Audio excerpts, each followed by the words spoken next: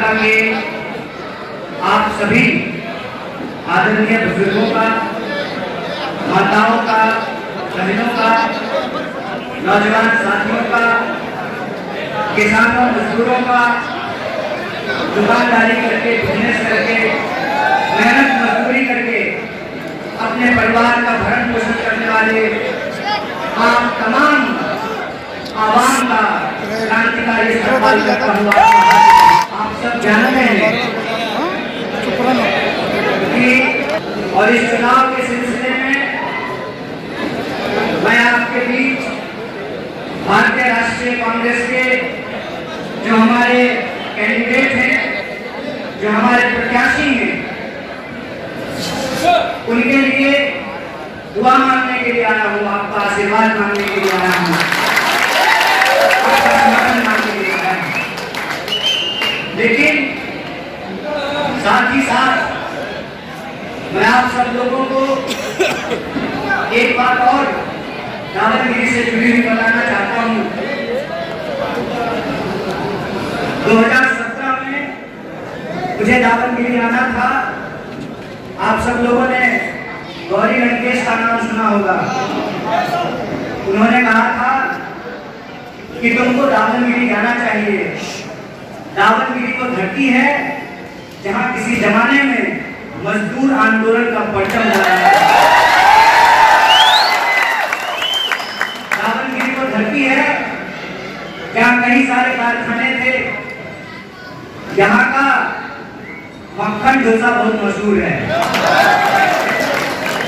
और आज की तारीख में दावतगिरी के इस इलाके में कई मशहूर अस्पताल हैं, कई एजुकेशनल इंस्टीट्यूट हैं और कई सारे इंस्टीट्यूट तो हमारे प्रत्याशी ही चलाते हैं।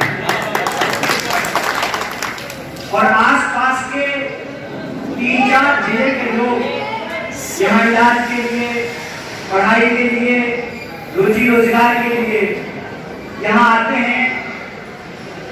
तो दावतगिरी आने का तो हमारा सौभाग्य था, तो 2017 में पूरा नहीं हो पाया, लेकिन आप लोगों की दुआ से, आपके आशीर्वाद से आज 2023 में मैं आपके बीच में आया हूँ। इसके लिए मैं अपनी पार्टी भारतीय राष्ट्रीय कांग्रेस, कर्नाटक प्रदेश कांग्रेस कमेटी के तमाम पदाधिकारियों को और भारतीय राष्ट्रीय कांग्रेस के एक कार्यकर्ताओं को और अपने दोनों कैंडिडेट का शुक्रिया अदा करना चाहता हूं कि आपने मुझे आने। दोस्तों, चुनाव का वक्त है। मैं बहुत लंबी तकलीफ नहीं कर सकता, बहुत लंबी बात नहीं कर सकता, लेकिन आपसे एक वादा जरूर करके जा रहा हूं कि अगर आप हमारे कैंडिडेट को जिताते हैं, जो आप पहले से जिताते आए हैं, ये मौका अगर आप फिर देंगे तो एक हॉल में नहीं बड़े मैदान में आकर के पूरा 3 घंटा आपके बात करेंगे। आजकल तो सिनेमा भी, पिक्चर भी 3 घंटे का नहीं होता है, लेकिन हमारे मुल्क की जो हालत है, हमारे देश की जो स्थिति है, मुझे लगता है आम आवाम के साथ जो तकलीफें हैं, जो मजलूमों का दास्तान है, उसको सुनाने के लिए 3 घंटा भी वक्त कम पड़ेगा। लेकिन जितना वक्त मुनासिब है, उतने वक्त में मैं आपसे कुछ बात कहना चाहता हूँ। सबसे पहली बात तो ये कि मैं दिल्ली से आके, बिहार से आके आपको ये नहीं समझा सकता, हमको इस बात का अधिकार नहीं है और मैं इस बात का दावा भी नहीं करता हूं कि आपको क्या करना चाहिए, क्योंकि चुनाव का वक्त है। आपके सर के ऊपर जो चुनाव प्रचार करते हैं, उनको ये हक किसने दिया कि वो कर्नाटका के लोगों के मान सम्मान का अपमान करें? यह सवाल आपको पूछना है। उनको यह हक किसने दिया कि आपको क्या करना है और क्या नहीं करना है, ये कोई बाहर से आकर के आपको बताए? उनको यह हक किसने दिया कि आपके लिए सही क्या है, गलत क्या है, उसके बारे में बयानबाजी कोई बाहर से आकर के करे?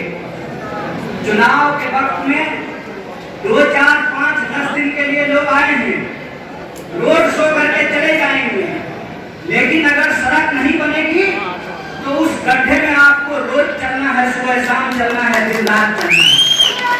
इसीलिए मैं माफी के साथ यह बात कहना चाहता हूँ कि मुझे ये हक नहीं है कि मैं आपसे कहूँ कि आपको क्या करना चाहिए, लेकिन मैं भी आपकी तरह एक साधारण जिंदगी जीने वाला व्यक्ति हूँ। मैंने किताब में भुखमरी नहीं पढ़ी है, हमने टीवी में गरीबी नहीं देखी है, हमने दर दर भटकते हुए नौजवानों को नौकरियों के लिए फेसबुक पर नहीं देखा है। ये हमारी जिंदगी की दास्तान है, जो तेरी कहानी है वो मेरी कहानी है। मैं सिर्फ और सिर्फ चुनाव हमारे लिए एक बहुत महत्वपूर्ण समय होता है, चुनाव हमारे लिए बहुत इम्पोर्टेंट होता है। हर 5 साल में हमको एक बार यह मौका मिलता है कि अगर सरकार ने सही किया तो उसको हम दोबारा चुनेंगे, अगर सरकार ने गलत किया तो कान पकड़ करके उसको गद्दी से नीचे उठाएंगे। इस बात को तय करने के लिए 5 साल में हमको एक बार मौका मिलता है। अगर ये मौका इतना जरूरी है तो इस मौके की नजाकत को हमको समझना चाहिए। इस मौके के पीछे जो इस देश का संघर्ष है, जो इतिहास है, जो आंदोलन इस देश में हुए हैं, उसकी महत्ता को हमको समझनी पड़ेगी। आप सब सोच करके बताइए कि हो सकता है कि आपके हमारे घर में महिला और पुरुष आज तक बराबर ना हुए हैं, लेकिन मतदान केंद्र पर, पोलिंग स्टेशन पे जितना वोट पिताजी का है उतना ही वोट बेटाजी का भी है। अरे इनका भी वोट एक और इनका भी वोट एक और इनके पोते का वोट भी एक, इनकी माताजी का भी वोट एक, इनकी पत्नी का भी वोट एक, जो लोग हेलीकॉप्टर पे चलते हैं उनका भी वोट एक, और जो पैदल चलते हैं बिना चप्पल का उनका भी वोट एक। ये तो जमहूरियत की ताकत है, लोकतंत्र की ताकत है। ये आसमान से हमारे हाथ में नहीं आया है, ये ताकत इस देश के भीतर 200 साल के संघर्षों के बाद आया है। आप जानते हैं कि इस देश को अंग्रेजों ने 200 साल तक गुलाम बना करके रखा, और जब अंग्रेजों का राज था तो हमारे ही देश में जो होटल खुले हुए थे उसके बाहर लिखा होता था कि कुत्तों और भारतीयों का प्रवेश वर्जित है। 200 साल के उस संघर्ष के बाद महात्मा गांधी, सुभाष चंद्र बोस, सरदार वल्लभ भाई पटेल, पंडित जवाहरलाल नेहरू, शहीद आजम भगत सिंह, चंद्रशेखर आजाद, तमाम लोगों के संघर्षों के बाद जो आजादी के नेतृत्व में संविधान ने यह बात को सुनिश्चित किया कि तिलक लगाने वाले का भी वोट और टोपी पहनने वाले का भी वोट, दाढ़ी रखने वाले का भी वोट और टीकी रखने वाले का भी वोट, साड़ी पहनने वाले का भी वोट और धोती पहनने वाले का भी वोट। ये जो अधिकार है, इस अधिकार की परीक्षा होती है हर 5 साल में। इसीलिए चुनाव को इतने हल्के में नहीं लेना चाहिए। चुनाव एक गंभीर चीज है और चुनाव से हर चीज को तय होना है। चुनाव से ही तय होगा कि पेट्रोल और डीजल के दाम क्या होंगे, चुनाव से ही तय होगा कि एलपीजी सिलेंडर के दाम क्या होंगे, चुनाव से ही तय होगा कि किसको नौकरी मिलेगी, किसको नौकरी नहीं मिलेगी, चुनाव से ही तय होगा कि किधर बिजली जाएगी, किधर बिजली नहीं जाएगी, चुनाव से ही तय होगा कि इस देश में प्रधानमंत्री के चढ़ने के लिए अगर 8,500 करोड़ का हवाई जहाज खरीदा जा सकता है तो हमारे बच्चों के लिए भी अस्पताल बनाया जा सकता है। तो इस चुनाव की नजाकत को समझना पड़ेगा, और चुनाव की यदि नजाकत को हम समझते हैं तो यहाँ महिलाएं बैठी हुई है, बात हमको बताइए, आप जब बिरयानी पकाते हैं तो उसमें चीनी डालते हैं क्या? और जब खीर बनाते हैं तो उसमें नमक डालते हैं क्या? आप देखिएगा कि जो भी चुनाव आएगा ना, चीनी डालने लगेंगे और कुछ लोग खीर में नमक डालना शुरू कर देंगे। आपने देखा होगा, अचानक से लोग अपनी कयादत की बात करने लगते हैं। आपने सुना होगा ये, अचानक से लोग ये कहना शुरू कर देते हैं कि हमको अपने लोगों को चुनना चाहिए। तो एक बात बताइए, गांधी ने अपने सीने पे गोली खाई किसके लिए? तो क्या गांधी की विचारधारा हमारी विचारधारा नहीं है? आप मुझे बताइए, व्यक्ति को मारा जा सकता है, विचार को मारा जा सकता है क्या? तो ये लड़ाई व्यक्ति को चुनने का नहीं, विचार को चुनने का है। इस बात को याद रखिएगा। और विचार की बदौलत ये तिरंगा पहन करके मैं आपके बीच में खड़ा हूं, तो मुझे झूठ बोलने की जरूरत नहीं है, क्योंकि मैं देश का प्रधानमंत्री नहीं हूं।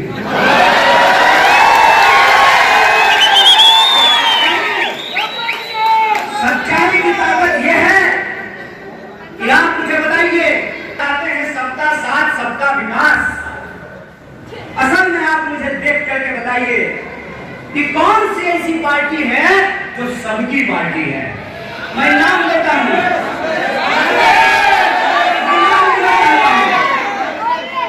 डीके शिव कुमार, सिद्धार्थ मैया, हम सबके अजीत भारतीय राष्ट्रीय कांग्रेस के अध्यक्ष माननीय मल्लिकार्जुन खड़गे साहब। कौन से ऐसे लोग हैं, चाहे तिलक लगाने वाला हो या टोपी पहनने वाला हो, दोनों अगर कह सकता है कि हमारी पार्टी कोई है, तो उस पार्टी का नाम भारतीय राष्ट्रीय कांग्रेस है। हमारी राजनीति बांटने की राजनीति नहीं है, इसीलिए मैंने आपको गांधी का नाम दिया। गांधी क्या कहते थे?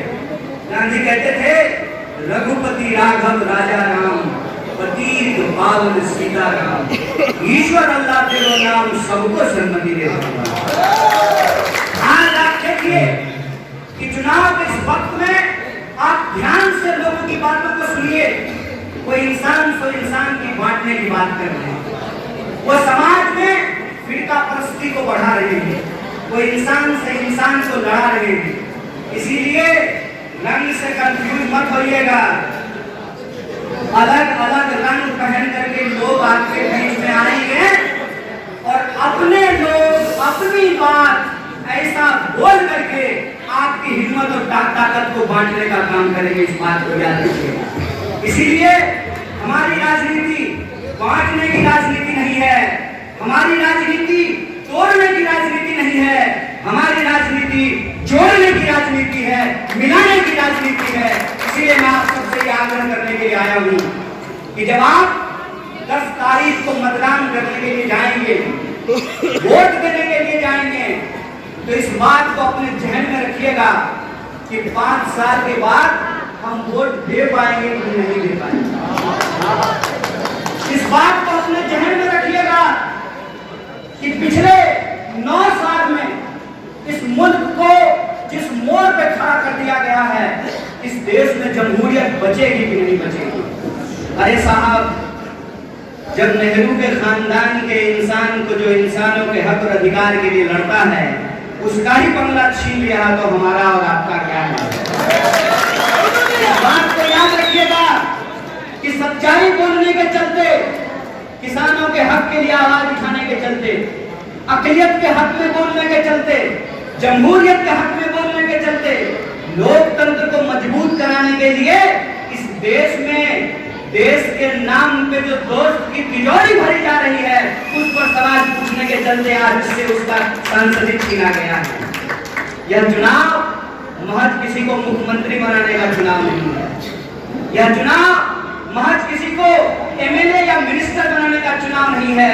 यह चुनाव इस देश में हम देश कैसा चाहते हैं, हम देश कैसा बनाना चाहते हैं, उसका चुनाव है।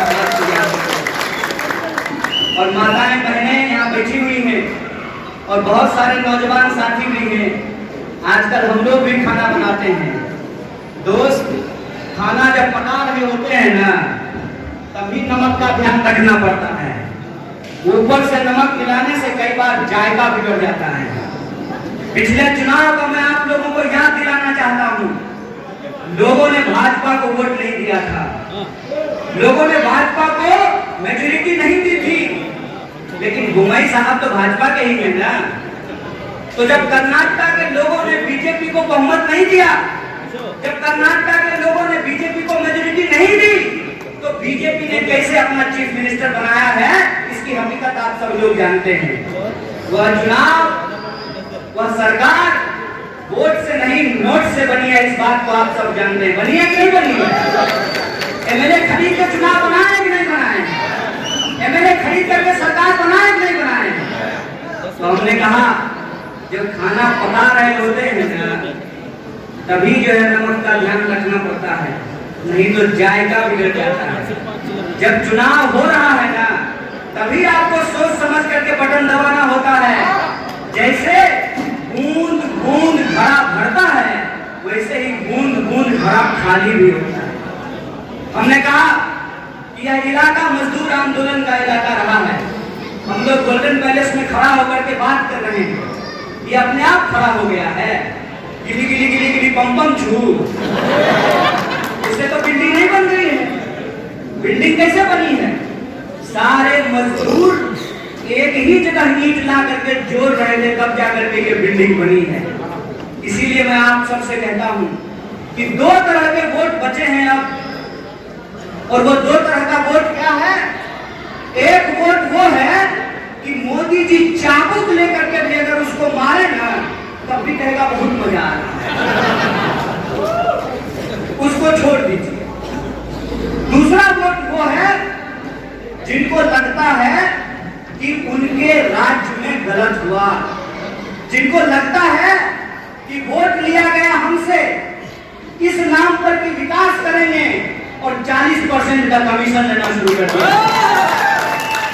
जिनको लगता है कि जब सिद्धारमैया जी की सरकार थी तो सिलेंडर 450 रुपए में मिलता, अब सिलेंडर 1200 रुपए में मिल रहा है।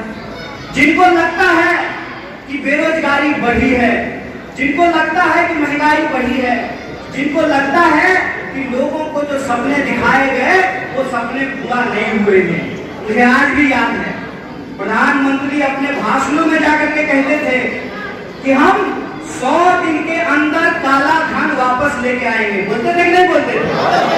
और काला धन जब वापस आएगा तो सबके खाते में 15-15 लाख पहुंचाएंगे। आया क्या? मैं मोदी जी की तरफ पूछता हूँ, 15-15 लाख आपके खाते में आया क्या? तो इसका मतलब काला धन नहीं आया। मोदी जी कहते थे कि 2022 तक सबको पक्का मकान बना देंगे। ये सच है?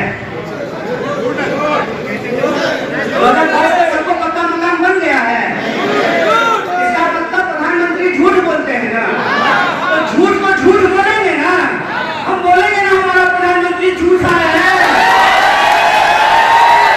तो बताइए, अगर कोई कपड़ा खोल करके सड़क पर चलेगा तो क्या नंगा को नंगा नहीं बोलेंगे? झूठा को झूठा नहीं बोलेंगे? अगर हमारा प्रधानमंत्री झूठा है तो उसको झूठा बोलेंगे। तुमको लगता है ना कि देश में तुम्हारा राज है, तो हम भी एक बात कहते हैं, जब तक जेल में चना रहेगा, आना जाना लगा रहेगा। इतना मुकदमा करना है कर लो, सच को सच और झूठ को झूठ बोलेंगे। सर कलम कर दो, फिर भी झूठा को सच्चा नहीं बोलेंगे। बोला था ना कि हम हर साल 2 करोड़ नौकरी देंगे, मिला क्या? मिल रहा 2 करोड़ नौकरी? प्रधानमंत्री ने बोला था ना कि किसानों की आमदनी दुगनी कर देंगे। अगर किसानों की आमदनी दुगनी हो जाती तो 1 साल तक किसान आंदोलन कर रहे होते, 1 साल तक किसान आंदोलन कर रहे होते। उन्होंने कहा था ना कि महंगाई कम कर देंगे। तो आप मुझे बताइए, जब सिलेंडर 450 रुपए का मिल रहा था तब महंगाई थी, कि सिलेंडर जब 1200 रुपए का मिल रहा है तब महंगाई है? हम भी लिखा देखते थे, जूता की दुकान पे लिखा रहता था, फैशन के दौर में गारंटी की इच्छा न करें। मैंने उसको थोड़ा बदल दिया है, मैंने कह दिया है कि भाजपा के दौर में गारंटी की इच्छा नहीं करें। लेकिन मैं दावे के साथ कहता हूं, हमारा नेता राहुल गांधी सच्चाई के लिए अपनी जान गंवाने के लिए तैयार है। सांसदी का चीज है साहब, हम तो सरकार कुर्बान करने के लिए तैयार हैं। और सच्चाई के लिए, लोगों के हक के लिए अगर कोई इंसान लड़ रहा है तो उसकी गारंटी है। मोदी के दौर में भले गारंटी नहीं हो, लेकिन कांग्रेस के दौर में एक एक बात की गारंटी है। इस बात की गारंटी है कि अगर आप कांग्रेस को बहुमत में लेकर के आते हैं तो जो गारंटी कांग्रेस पार्टी ने दिया है उस एक एक गारंटी को हम पूरा करेंगे। अगर आप कांग्रेस के एक एक कैंडिडेट को जिताते हैं तो जितनी भी बातें कही गई हैं, चाहे वो 300 यूनिट बिजली फ्री देने की बात हो, चाहे बेरोजगारों को बेरोजगारी भत्ता देने की बात हो, चाहे महिलाओं को फ्री बस यात्रा की बात हो, चाहे किसानों का कर्जा माफ करने की बात हो, इन तमाम गारंटी को हम लागू करेंगे। और यह बात हमने आपको शुरू में ही कह दिया कि हम सच के लिए अपनी जान गंवाने वाले लोग हैं। इसीलिए जो बात कहते हैं नाम तौल पे कहते हैं। जब हमने कहा था कि ओल्ड पेंशन स्कीम को लागू करेंगे तो आज 3 स्टेट में हमारी सरकार है और तीनों स्टेट में हमने ओल्ड पेंशन स्कीम को लागू किया है। ये हमारी बात की गारंटी है। इसलिए मैं आप सब लोगों से अपील करना चाहता हूँ, मैं आपसे अपील करना चाहता हूँ कि आप सब लोग यह बात जानते हैं कि एक एक वोट का वैल्यू होता है, एक एक सीट का वैल्यू होता है। और 5 साल पहले जिस तरीके से आपकी चुनी हुई सरकार को बदला गया, जिस तरीके से चुने हुए रहनुमा मोहम्मद को की खरीद फरोख्त की गई, इसीलिए आपको एक एक कैंडिडेट को जिताना पड़ेगा। और यह जो बात है, यह जो अपील मैं आपसे कर रहा हूं, वो मैं इसलिए कर रहा हूं कि खरीद फरोख्त की गुंजाइश कहां होती है? जहां आंकड़ा बहुमत के आसपास होता है। सूटकेस भी काम नहीं करता है, कोई नीति नहीं चलती है। जैसा का पप्पा कितना भी जोर लगा दे, लेकिन अगर आपने मन बना लिया है, अगर आप नॉर्थ साउथ दोनों में जिताने का मन बना लिया है, तो मैं आपको गारंटी करता हूं कि कर्नाटक में न सिर्फ भारतीय राष्ट्रीय कांग्रेस की सरकार बनेगी, बल्कि हम 150 सीटों के साथ सरकार बनाने जा रहे हैं। इसलिए मेरा आपसे एक आग्रह है, चुनाव के वक्त में ना बहुत सारी बातें कही जाएगी, बहुत कुछ बोला जाएगा, बहुत सारे सबूत छोड़े जाएंगे, लेकिन आपको मन में एक बात याद रखनी है। अगर सरकार रखनी है तब तो आपके सामने भाजपा है, अगर सरकार बदलनी है तो आपके सामने एकमात्र विकल्प है जिसका नाम भारतीय राष्ट्रीय कांग्रेस है। इस बात को याद रखिएगा। इसीलिए जो सरकार बदलने वाले लोग हैं उनको किसी भी तरीके के मन में कोई शंका नहीं होनी चाहिए। कहते हैं सड़क का आर होता है या पार होता है। अगर आप सड़क के इस पार खड़े हैं और आपको अगर उस पार जाना है तो आपके मन में कोई दुविधा नहीं होनी चाहिए। सड़क पार करते हुए अगर मन में दुविधा हो तो एक्सीडेंट हो जाता है। इसीलिए मन में कोई दुविधा मत रखिए। यह लड़ाई सीधे तौर पे आमने सामने की लड़ाई है और भाजपा को कर्नाटक में अगर कोई पार्टी हरा सकती है उस पार्टी का नाम भारतीय राष्ट्रीय कांग्रेस है। ऐसा है कि नहीं है? है ना ऐसा? क्या मैं प्रधानमंत्री की तरह झूठ बोल रहा हूँ? मेरी बात में आपको सच्चाई लग रही है? यह बात सच है ना कि पार्टी बदल सकती है तो उस पार्टी का क्या नाम है? अगर उस पार्टी का तो अपना वोट क्यों बदलाते हैं? सरकार बदलना चाहते हैं वो कांग्रेस को वोट देंगे, तो आप सरकार रखना चाहते हैं बदलना चाहते हैं? बात नहीं आई। यहाँ पे सब लोग बदलना चाहते हैं, सब बदल लो। तो मैं आपको बता देता हूँ, मैं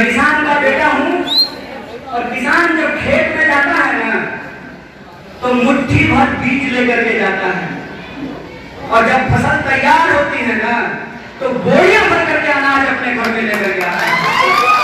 अगर आप सब सरकार बदलने वाले लोग हैं तो आपको बीज बनना पड़ेगा, और अगर आप बीज बदलने के लिए तैयार हैं तो मैं आपको गारंटी देता हूं कि हम नॉर्थ भी जीतेंगे, साउथ भी जीतेंगे।